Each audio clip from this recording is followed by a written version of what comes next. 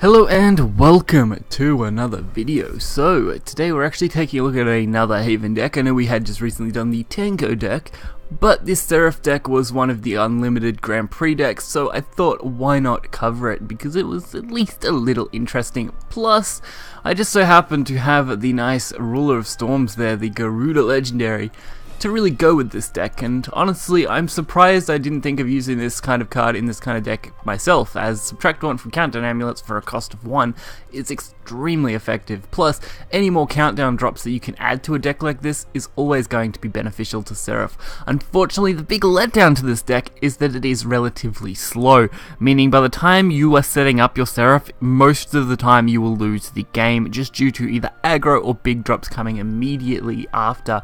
So our matchups will be fairly close in some sense, but for the most part this deck still does okay. If you are looking for a more consistent deck, I definitely wouldn't run this one, but if you are just looking for some fun and want to play some old school Seraph, I definitely recommend giving this one a go. So our first game is actually against Haven, which is actually running a very similar deck to ours, although it is more of a hybrid variant deck, at least based on what they are going to be playing. So this deck does do pretty well with its removal. You're running plenty of it. You'll find that it's very easy to remove enemies, so that's usually not the issue this deck has. Usually it's just the fact that you can't consistently drop Seraph on 8 and do nothing, because your opponents will drop big threats and that becomes a problem. Also, going second is a very big disadvantage for this deck. You really want to be going first, as when you drop Seraph you really want them to be just going into turn 8, so at least you have a little bit of a chance. So the opponent hasn't really gone for much either.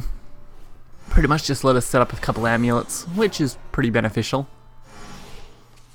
So we're going to be able to go for another globe, and not much else. I mean, I go for the Holy just because I know I could use the Evo next turn and then take advantage of some other cards, but I wasn't really concerned about it, as honestly, Holy's good for healing or damage, but when you're playing against another Havencraft, it's usually not the most beneficial thing you could do.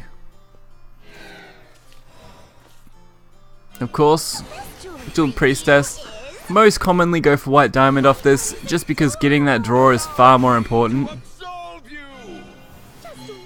And Father of Punishment is still a great removal card. I was a little worried when that card was first revealed because its evolve is still only a 1/1, but turns out it's actually fairly decent for removing anything. So there's our own Holy Priestess.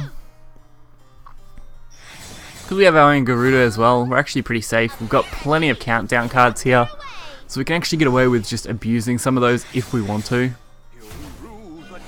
I do decide to go for the black Inscription play and just the draw, because I felt like it was just the way I wanted to play this out.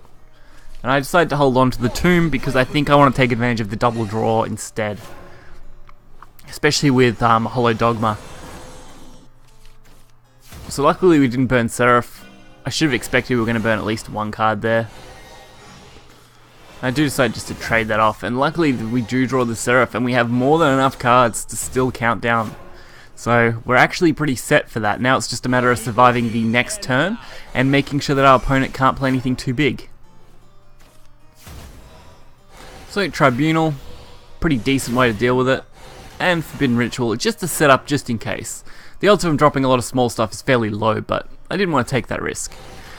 Unlucky though, they do end up dropping Seraph, which really put me on my toes. I was really wondering what would be running an Elena Seraph deck, and it really worried me that they were going to have perfect setup for this and get it just off before I could. I really had no other choice but to play my own Seraph.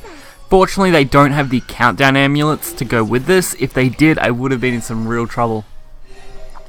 So if they could have count down that Seraph, I would have lost that game. So it was very close. Fortunately, because they are running a hybrid deck, of course, that means their odds of having those cards must be a fair bit lower. And I got to use my Garuda, which was pretty fun. And then the Holy Wings absolutely destroy our opponent.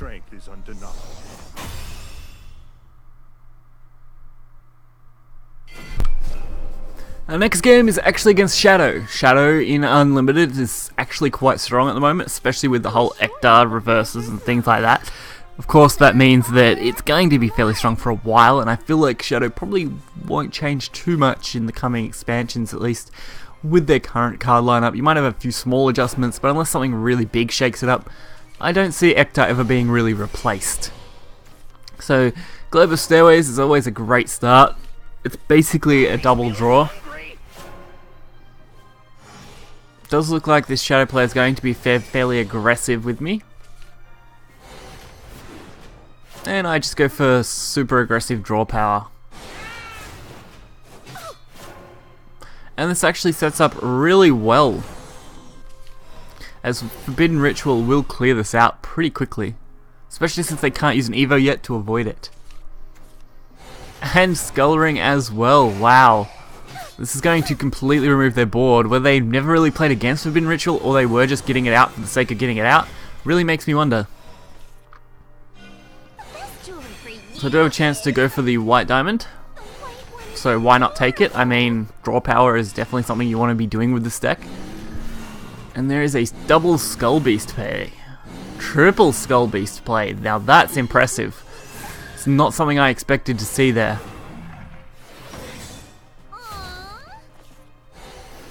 And the guaranteed Skull Beast off the Reanimate is going to be a problem, I think, long term. Of course, we can deal with this fairly easily. I do decide to hold on to Father of Punishment, don't need to waste... Demon Eater. We already got our Seraph, we've got enough countdown, or... Yes, we actually do. We have enough countdown, so that's fine.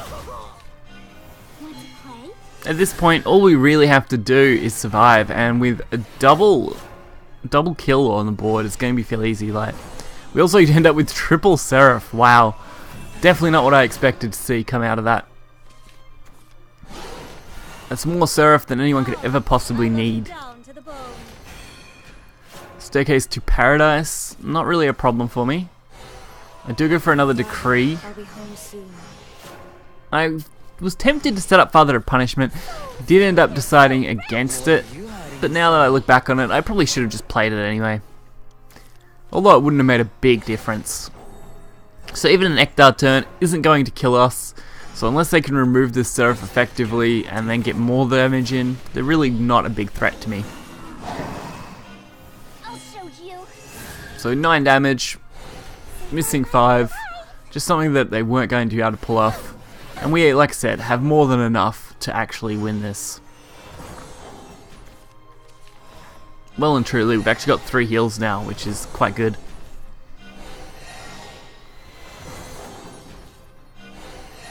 So 3 healing prayer, and a complete victory. You're too strong.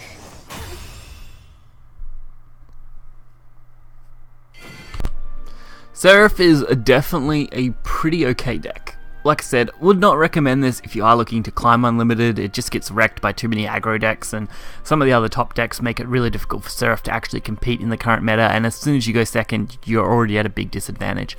But it's a lot of fun to play. Seraph is always awesome when you pull it off, so I mean, if you've got the cards, you're not too worried about points and just want to mess around, definitely give it a go. Also, it did do pretty well in Grand Prix, which was a little bit of a surprise. I mean, that does mean it won 5 games in the Grand Prix finals, so honestly, can't judge it too harshly, so not bad. Hopefully you guys did enjoy this video. Deck list will be in the description below. Hit that like button and subscribe for more content, and I will catch you guys next time. See ya.